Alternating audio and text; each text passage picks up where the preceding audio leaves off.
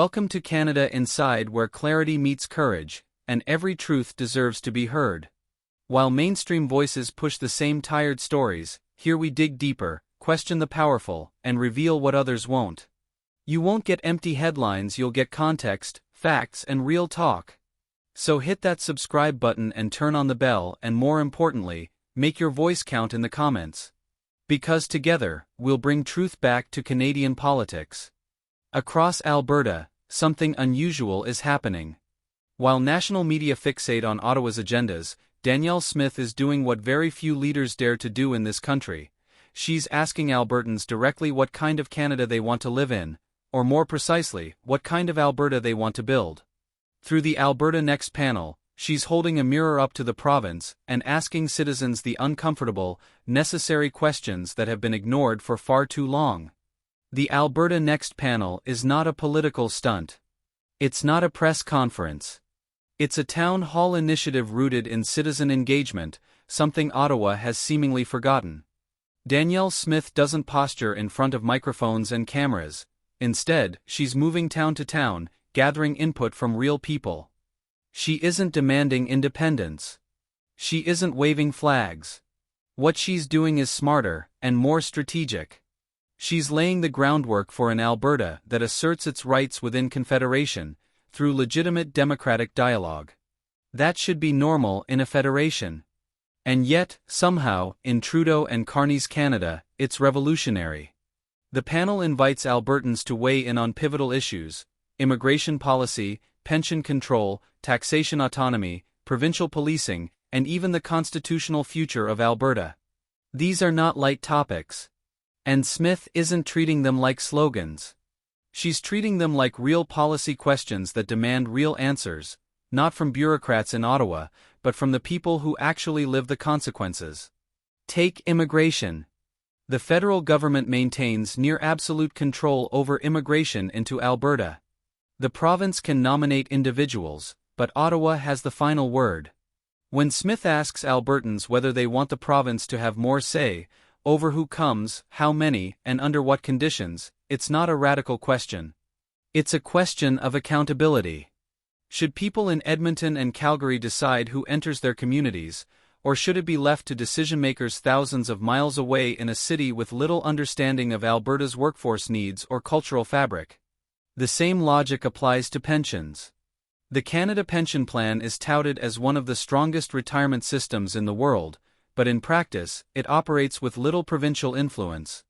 Alberta contributes a disproportionately large share to the CPP.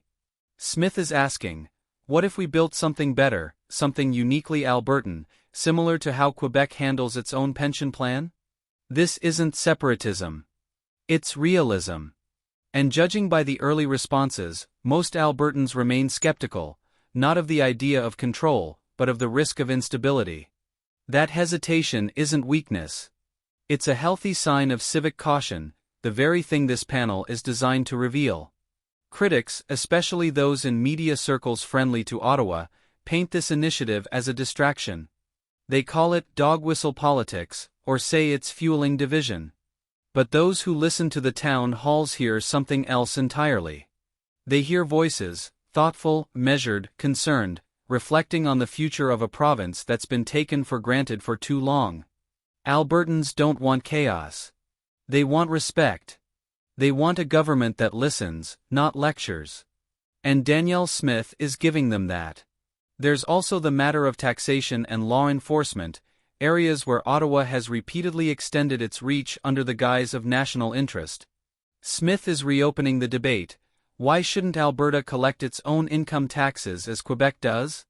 Why shouldn't Alberta operate its own provincial police force, especially if federal policing increasingly answers to political directives? These aren't ideological demands, they're logical questions rooted in the principle of subsidiarity, the idea that decisions should be made at the most local competent level.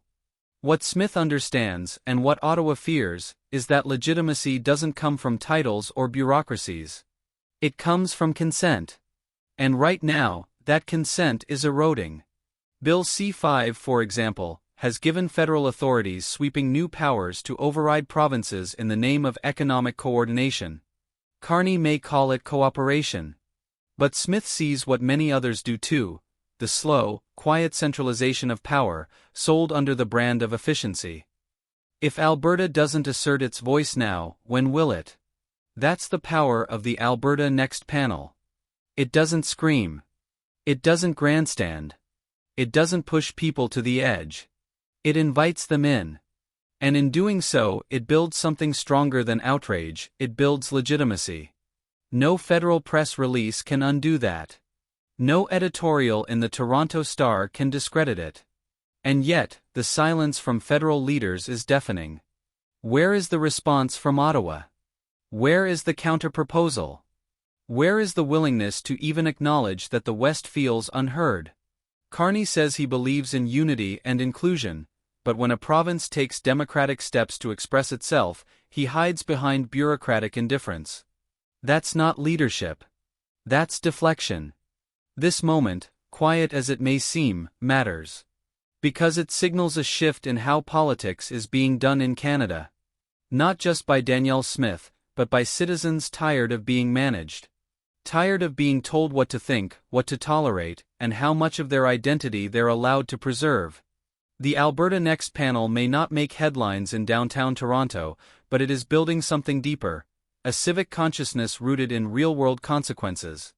Of course, the media will continue to ask, is this about separation? Is this about breaking up the country? But anyone paying attention knows that's not what's happening here. Smith is making it clear. This is about a strong Alberta inside a functioning federation. The problem is, the federation isn't functioning. That's not on Alberta. That's on Ottawa.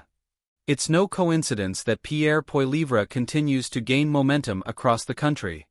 Like Smith, he speaks in a language people recognize, not because it's loud, but because it's grounded in common sense. When Carney and Trudeau rely on consultants and spin, Smith and Poilievre talk to people, not over them. That's why this movement, whether you call it a realignment or a reckoning, is only getting stronger. Alberta's story has always been one of resilience. From energy battles to equalization fights, it has pushed forward, often alone, often dismissed. But the Alberta Next Panel is a new chapter, not one of confrontation, but of clarity. It reminds us that self-determination isn't a threat. It's a right. And any federation worth saving should welcome that. Canada Inside will keep watching. Because what's happening in Alberta isn't just political. It's cultural. It's generational. And it's only the beginning. If Ottawa continues to ignore it, the consequences won't be loud, they'll be lasting. At Canada Inside, we'll keep tracking these critical developments, cutting through distractions to expose what really matters. Subscribe, stay sharp, and join us as we uncover the forces shaping Canada's tomorrow. Because truth deserves a voice, and here, your voice has power. Let's reclaim the conversation together.